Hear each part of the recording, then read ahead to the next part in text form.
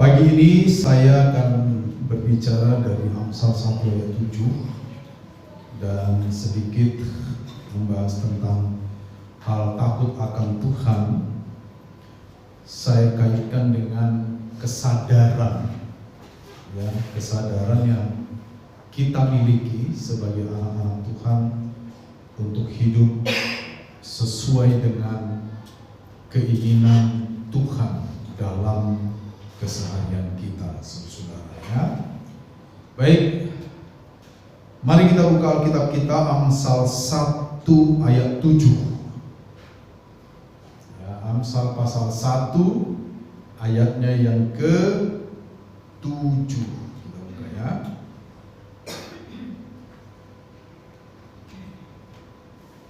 Sudah dapat ya, kita baca sama-sama. Amsal pasal 1 ayat yang ke-7.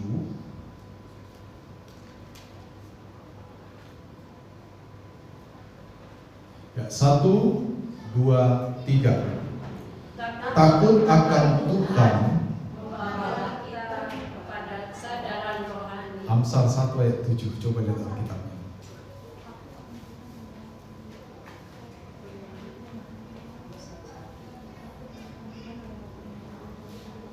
Ya, 1, 2, 3. Takut akan Tuhan adalah permulaan pengetahuan, tetapi orang bodoh menghina hikmat dan didikan. Ya. Nah, saudara-saudara, di dalam Amsal 1 ayat 7 ada satu frasa, yaitu takut akan Tuhan. Nah, takut akan Tuhan di dalam konteks Amsal itu adalah satu ekspresi di mana orang-orang percaya memberikan rasa hormat, kagum. Lalu dari rasa hormat dan kagum itu, setiap orang percaya pada akhirnya menyerahkan dirinya secara mutlak di dalam kendali Tuhan. Nah, itulah makna dari takut akan Tuhan, saudara. Jadi kata takut akan Tuhan, ya, itu membawa kesadaran rohani, di mana kesadaran ini menolong kita untuk melakukan sesuatu dengan benar. Itu sebabnya kalimat ini diteruskan dengan satu frasa, takut akan Tuhan adalah permulaan pengetahuan. Artinya, ketika kita hormat kepada Allah, ketika kita memberikan rasa kagum yang tepat kepada Allah, ketika kita menyerahkan diri kita secara total kepada Allah, maka itu menjadi dasar bagi kita untuk memiliki kesadaran. Nah, kesadaran ini akan menimbulkan pengetahuan tentang apa yang harus kita lakukan dalam hidup kita. Ya, jadi permulaan pengetahuan di dalam kalimat ini adalah bisa dimaknai sebagai dasar berpijak dari semua pengetahuan. Jadi kalau kita mau menjadi orang yang percaya kepada Allah dan memiliki pengetahuan yang benar, maka itu harus dimulai dari kita memiliki takut akan Tuhan. Ya. Bahasa Sumbawanya takut apa? Taket. Hah? Taket.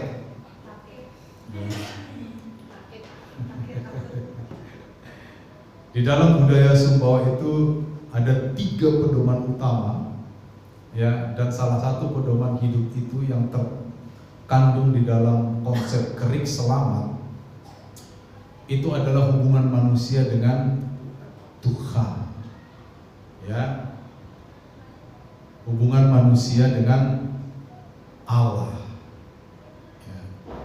Ada 3 tuh, nyaman nyawe, senap semung, riang remo. Remo apa remo? Remo. Riang remo. Yang kepada Allah itu apa itu? Senap senung ya? Atau nyaman nyawe ya? Betul? Nggak ada yang tahu. Nah, di dalam konsep hubungan manusia dengan Allah ada istilah namanya taket konene. Itu apa artinya itu? Nah, itu dia. Takut akan Tuhan, takut akan Allah. Ya. Saudara orang Sumbawa harusnya paham ini ya.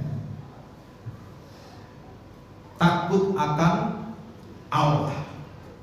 Nah, Amsal saudara memberikan kita frase takut akan Allah ini jauh melampaui budaya apapun di dunia ini.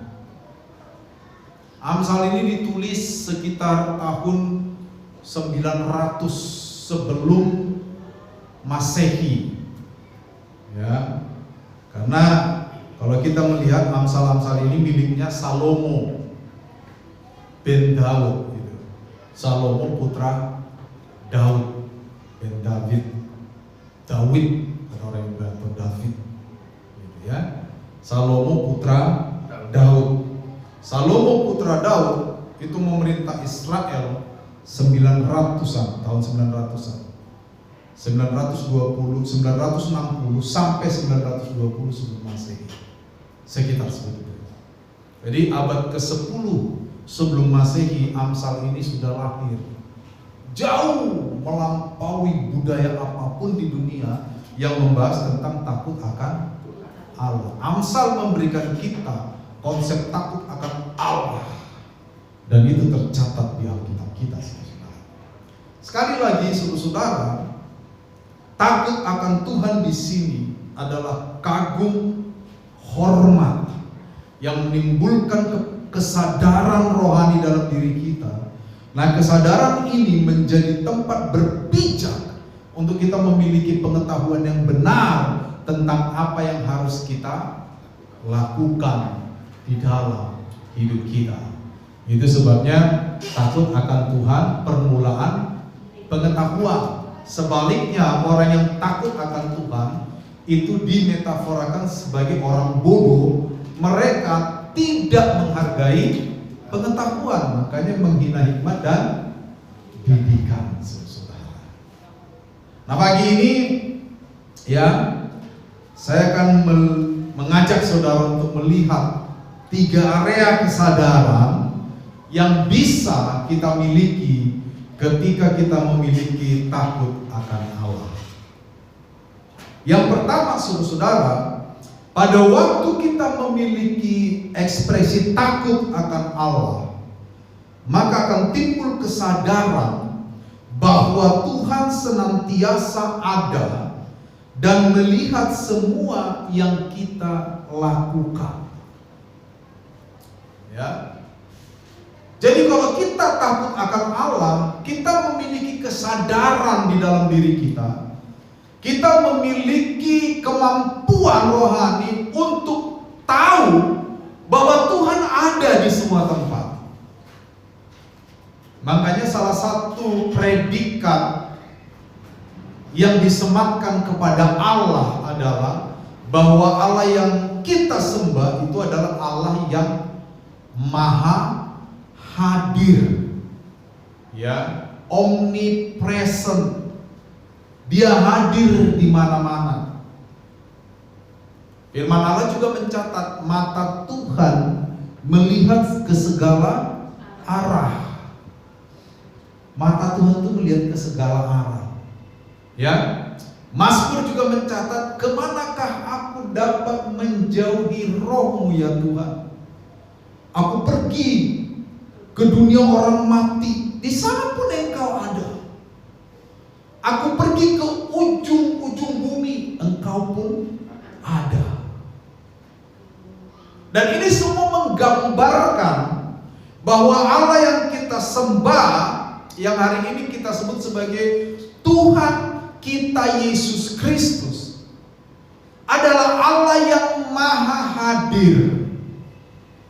Kalau Allah yang kita sembah maha maka tidak ada tempat di mana makhluknya atau ciptaannya bisa bersembunyi dari Allah itu sendiri.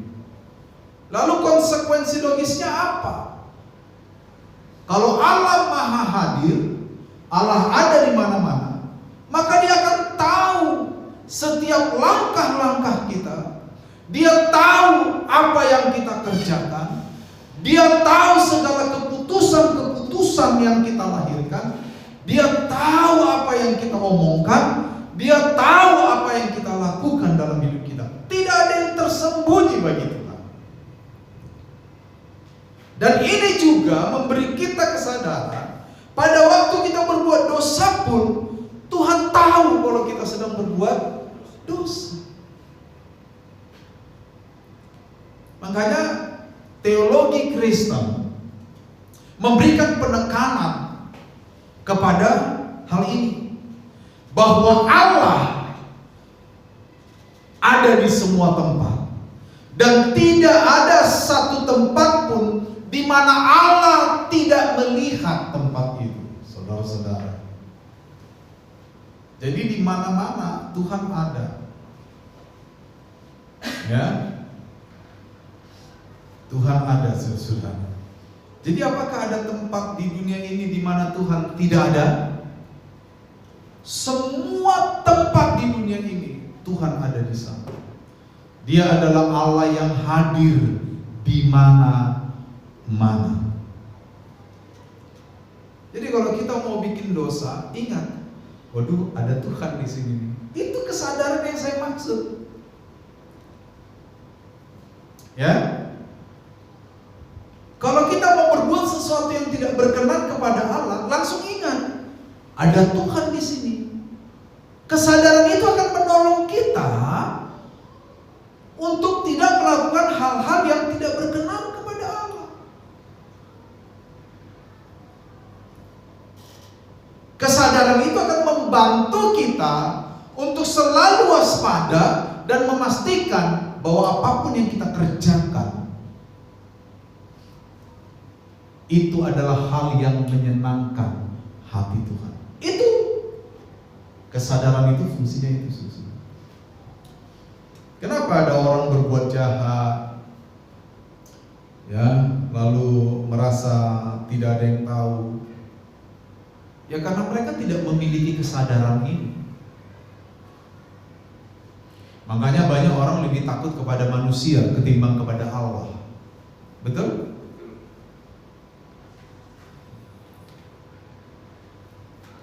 Orang korupsi lebih takut kalau ketahuan KPK ketimbang ketahuan Tuhan.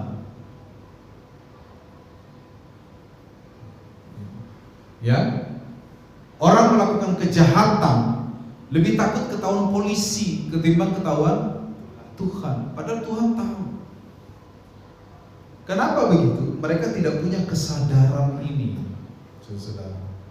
Mereka tidak memiliki kesadaran bahwa Allah ada di mana-mana dan bahwa Allah tahu segala yang kita lakukan dalam hidup kita, dan ada konsekuensi dari apapun yang kita sedang lakukan.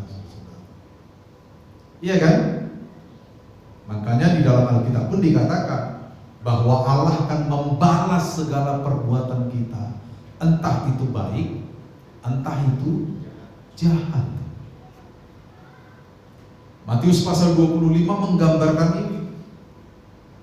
Ada dua kelompok orang di sana di dalam perumpamaan itu. Lalu pada hari akhir nanti dari zaman, satu kelompok dipuji oleh Tuhan karena perbuatan mereka menyelamatkan mereka, betul? Satu kelompok lagi dihukum berdasarkan perbuatan mereka. Iya kan?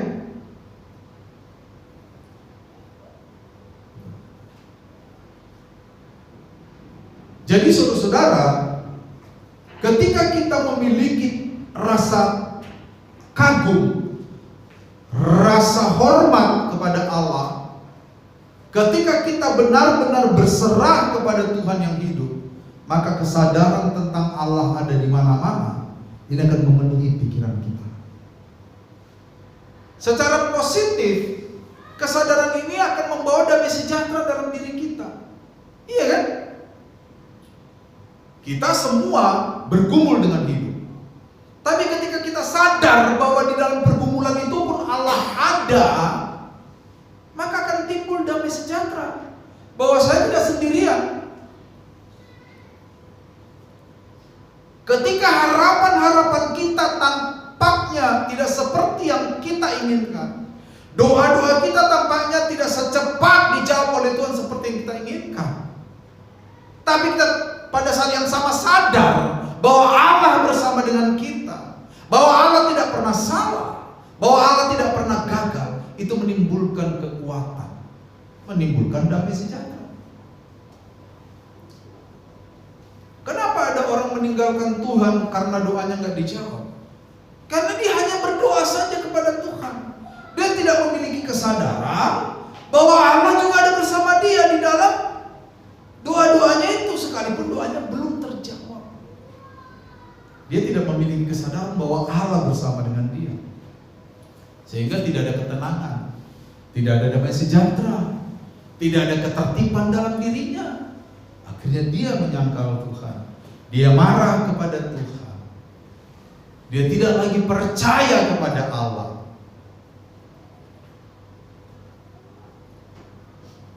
Kalau kita tanya saudara-saudara, apa sih yang Anda pahami tentang iman? Definisi iman itu apa?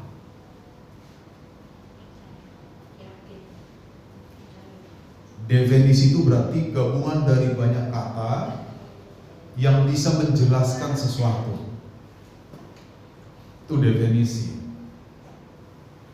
Ya. Saya beberapa kali ajarkan kepada saudara, iman di dalam kehidupan Kristen itu ada tahapannya. Iman ketika kita diselamatkan itu seperti suatu titik dalam hidup kita, dan itu tidak membutuhkan peran kita. Itu yang disebut sebagai anugerah dari Allah. Makanya Efesus mengatakan kamu diselamatkan itu semata-mata karena anugerah Allah. Itulah iman yang disebut oleh Paulus dalam kitab Efesus. Ketika saya berdosa, lalu saya menerima pengorbanan Kristus di kayu salib, itulah yang disebut iman yang menyelamatkan. Dan itu hanya sebuah titik saja, satu kali momen saya menerima Yesus. Itu bukan karena kekuatan saya, itu bukan karena kemampuan saya, itu semata-mata anugerah yang Yesus berikan melalui kematiannya. Itulah iman yang menyelamatkan. Tetapi ada iman yang harus kita pelihara dan tumbuhkan setelah kita diselamatkan. Iya kan? Ini iman yang lain. Ini iman yang berbicara peran serta kita. Bukan seperti yang pertama tadi. Makanya Yakobus juga melanjutkan, iman tanpa perbuatan sia-sia, kosong, mati, nekros. Dalam teks aslinya dikatakan mati, mayat, tidak punya nilai, tidak bisa bergerak. Lalu orang mulai mempertentangkan ini. Mereka keliru. Ini bukan dua hal yang harus dipertentangkan. Ini dua hal yang harus diletakkan berkesinambungan. Iman yang dibahas Paulus tentang keselamatan, betul itu hanya iman hanya anugerah dari Allah. Dan kita terima keselamatan itu ketika kita mengakui Yesus adalah Tuhan dan dosa kita dihapuskan. Tetapi harus ada iman setelah itu. Iman yang menuntut peran serta kita. Iman yang menuntut kita semua berbuat baik. Iman yang menuntut supaya kita tetap menjaga kekudusan. Iman yang menuntut supaya kita bisa memberi dengan murah hati. Iman yang menuntut supaya kita bisa mengampuni. Iman yang menuntut supaya kita bisa melakukan orang lain, mengasihi orang lain seperti saya mengasihi diri saya sendiri. Ini iman yang berkelanjutan. Ini iman yang menuntut peran serta kita sebagai orang percaya. Iman yang pertama tadi tidak menuntut peran serta kita. Itu adalah anugerah Allah, semata-mata anugerah Allah. Itu bukan hasil perbuatanmu, kata Efesus pasal 2, tetapi pemberian Tuhan.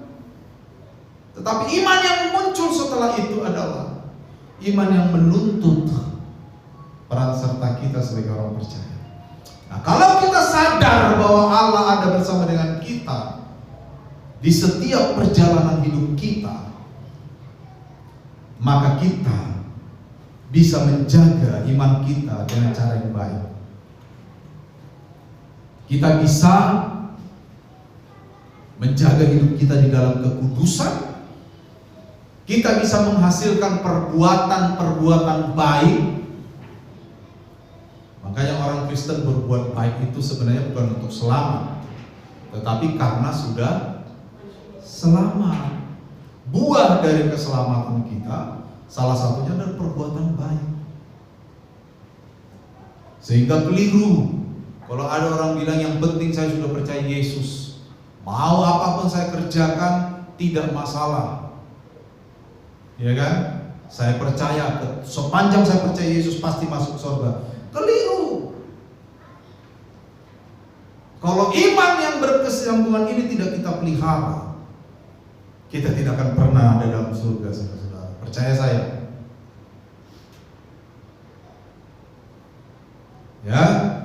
Jadi pertama, ketika kita memiliki ekspresi atau pemahaman tentang takut akan Allah, maka kita memiliki kesadaran bahwa Tuhan ada dan melihat semua yang kita lakukan. Hiduplah kudus, jaga hidup kita, jaga hati kita, jaga segala hal untuk tetap bisa memuliakan nama Tuhan. Ya, yang kedua, ya, takut akan Allah akan menimbulkan kesadaran bahwa kasih dan pengampunan Tuhan berdiri sejajar dengan murka dan penghukuman Tuhan. Ini juga yang seringkali tidak ditangkap oleh orang Kristen, saudara. Banyak pengkhotbah-pengkhotbah hanya mengkhotbahkan setengah Yesus, mengelabui para jemaatnya dengan berita yang menyenangkan saja. Apakah khotbah boleh memberitakan berita yang menyenangkan? Tentu saja. Kita harus mengkhotbahkan pengharapan di dalam Kristus. Kita harus menyampaikan teologi pengharapan, bahwa di dalam Kristus ada pengharapan, baik di dalam hidup masa sekarang maupun nanti hidup di masa yang akan datang. Tetapi saudara-saudara, tidak cukup hanya memberitakan yang manis-manis saja. Kasih dan pengampunan yang Tuhan berikan kepada kita itu berdiri sejajar dengan murka dan penghukuman Tuhan. Artinya apa? Kalau kita setelah menerima kasih dan pengampunan dari Tuhan dan kita masih hidup di dalam dosa, kita masih memberi dosa itu tempat di dalam diri kita, maka murka dan penghukuman Allah juga akan terjadi pada kita. Ya? Itu sebabnya saudara, betapa pentingnya kita untuk memahami Allah dengan cara yang benar. Memahami setengah kebenaran itu lebih sesat daripada kesesatan itu sendiri. Kenapa ada orang percaya begitu berkat banyak, saudara, dia begitu bergairah dengan Allah, tapi begitu berkatnya tidak ada, persoalan ada, dia bisa mundur bahkan hilang dari Tuhan. Kenapa bisa begitu? Karena dia hanya mengenal Tuhan sebagai pemberi berkat. Begitu dia tidak dapat berkat, Tuhan tidak ada lagi. Itu sebabnya saya katakan setengah kebenaran itu lebih berbahaya daripada kesesatan.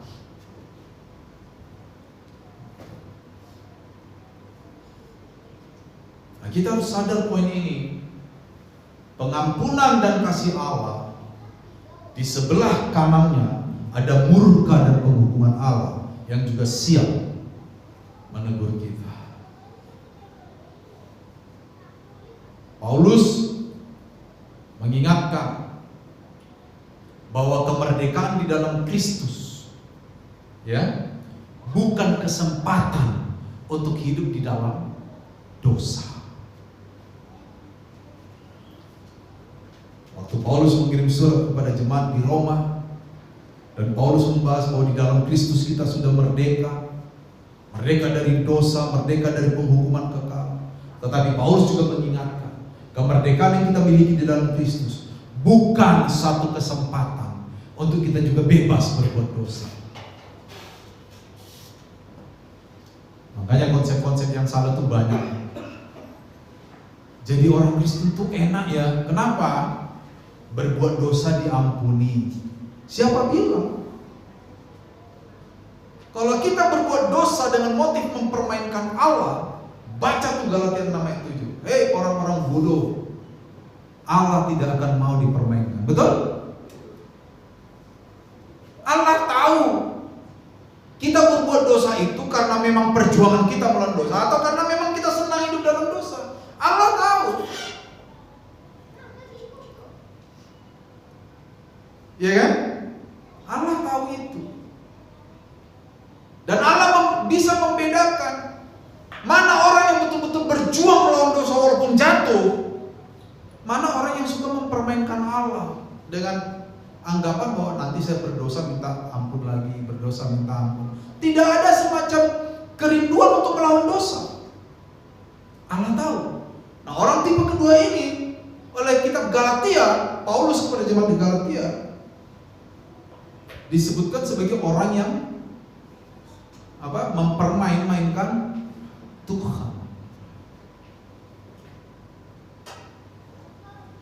Dan murka Allah berlaku atas orang-orang seperti ini. Jadi kalau kita sudah menerima kasih dan pengampunan dari Tuhan, pikirkan juga bahwa ada murka dan penghukuman Allah yang siap menelan kita kalau kita bermain-main dengan Tuhan.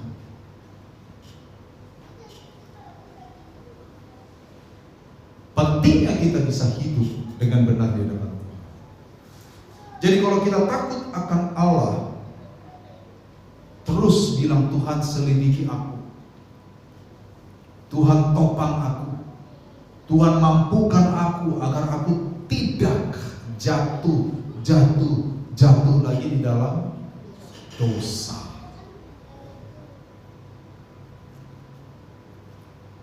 Ya.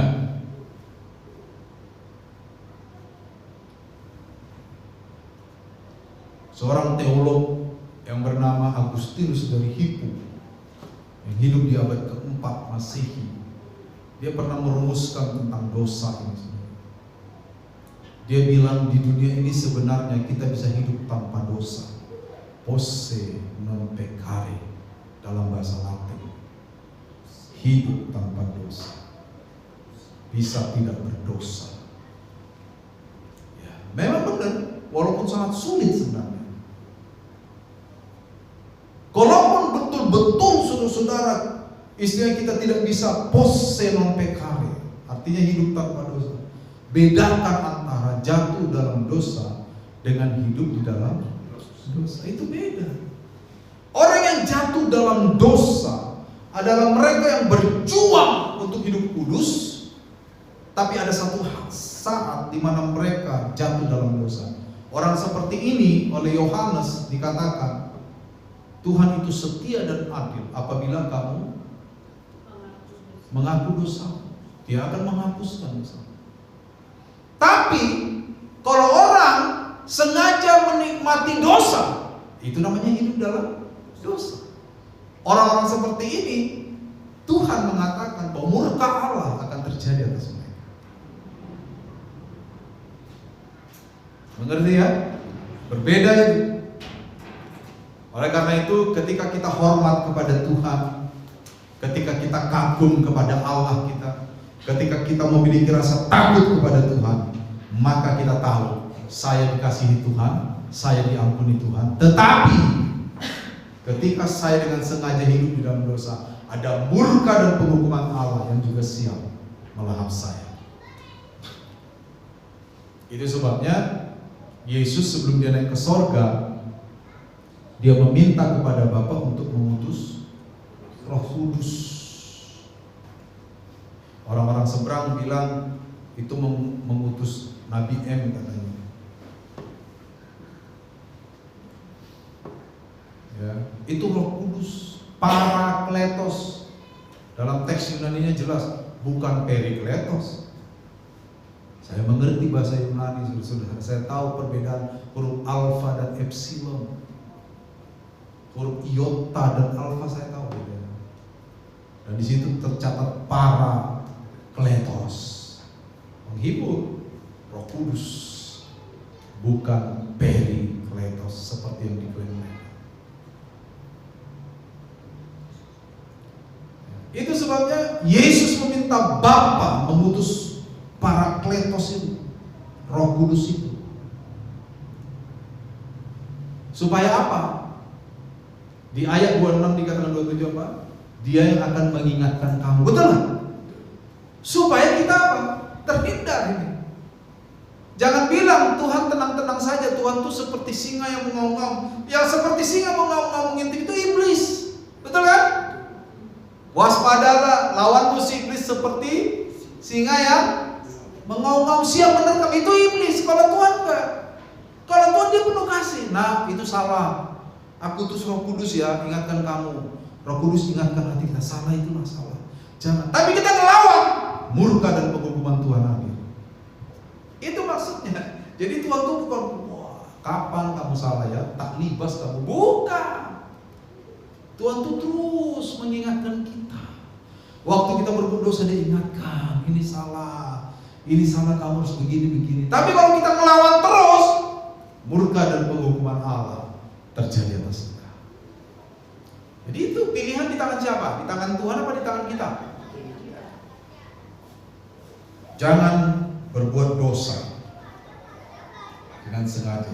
Yang ketiga, saudara, ketika kita memiliki takut akan Allah, hormat kepada Allah, maka kita harus memiliki kesadaran bahwa kita harus selalu memberikan penghormatan yang layak kepada Tuhan melalui puji-pujian, ibadah, persekutuan dengan Tuhan. Ya. Kenapa saudara ke gereja? Itu tindakan ekspresi saudara takut akan Allah.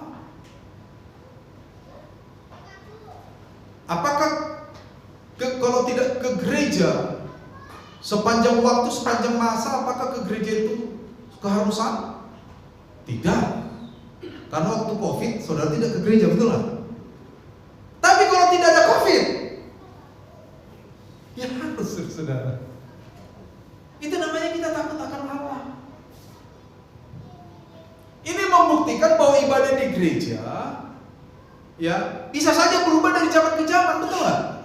Buktinya kemarin ada COVID, tidak ada di dunia yang ke gereja, betul? Apa semuanya berdosa? Tapi ketika keadaan aman, memungkinkan, saking amannya kita tidur sampai jam 9, nah itu baru dosa. Saking amannya itu. Aman, alhamdulillah, betul nih, wah, terima kasih Tuhan. Anugerah yang daripada Tuhan. Tidur sampai jam 9.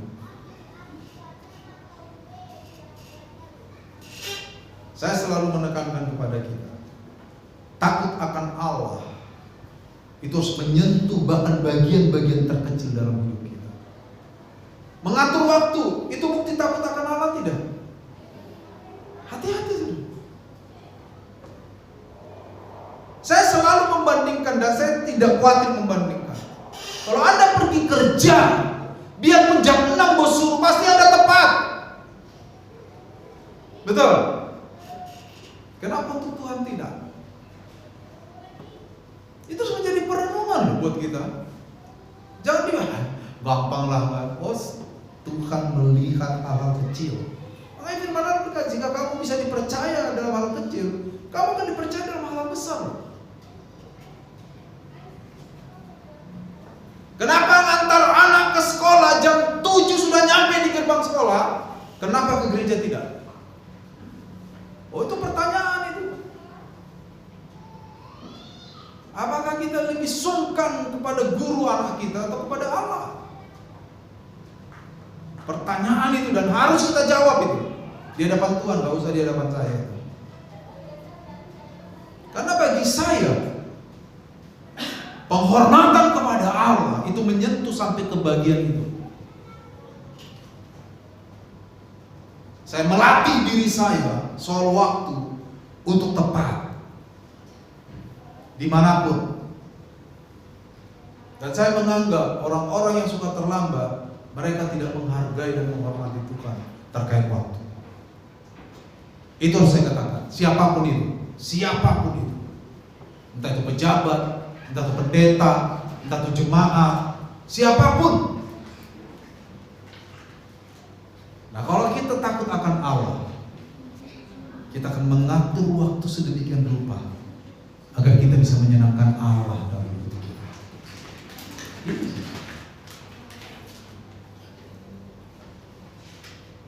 Saudara ingat Imam Eli, kenapa Allah menghukumi keluarganya? Ada satu frasa yang saya tidak akan lupa. Dikatakan kepada Eli, karena kau lebih menghormati anak-anakmu ketimbang Tuhan.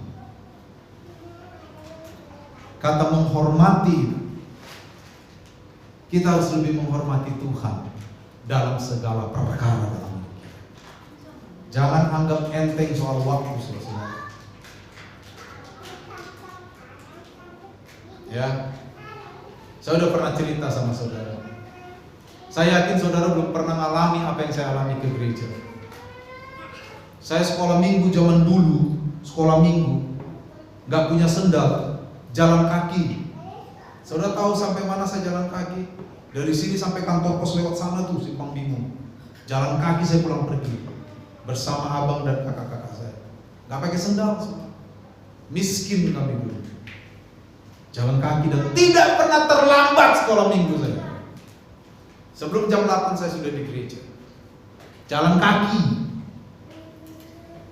Kami diajari untuk komitmen kepada Allah dengan cara-cara yang ekstrim oleh orang tua saya. Ekstrim itu. Pulang pergi jalan kaki. Kami jam 10 pagi pulang dari gereja. Panas itu, jalan kaki itu sejauh itu. Jalan kaki. Dan saya ingat dari umur 4 tahun saya di sekolah minggu, saya belum pernah terlambat ke sekolah minggu. Saya ingat itu. Begitu orang tua kami mendidik secara ekstrem hal untuk ke gereja. Ekstrem memang. Ketika kami hanya punya satu muk beras untuk dimasak sehari, tahu muk apa itu namanya? Muk kaleng Frisian Flag itu, tahu? Susu kaleng yang Frisian Flag itu, bukan yang besar, satu muk yang segini. Satu hari kan kami cuma bisa masak itu dulu waktu bapak saya sakit TBC untuk 9 orang. Satu hari satu muk. Kami masih diajari ketika memasak ambil sejumput dan taruh di plastik untuk pekerjaan Tuhan itu. Masih saya ingat itu. Dan itu terbawa selama saya di Medan. Setiap kali saya masak nasi saya selalu ambil satu jumput dan taruh di plastik tertentu untuk pekerjaan Tuhan. Padahal kami masak sehari cuma satu muk. Untuk 9 orang 3 kali makan, karena sebenarnya kami tidak pernah makan 3 kali. Kami makan sekali saja. Sehari waktu masa-masa itu. Begitu ekstrimnya orang tua saya ngajar saya tentang iman kepada Allah. Ya. Dan itu mereka didik kami dari kecil.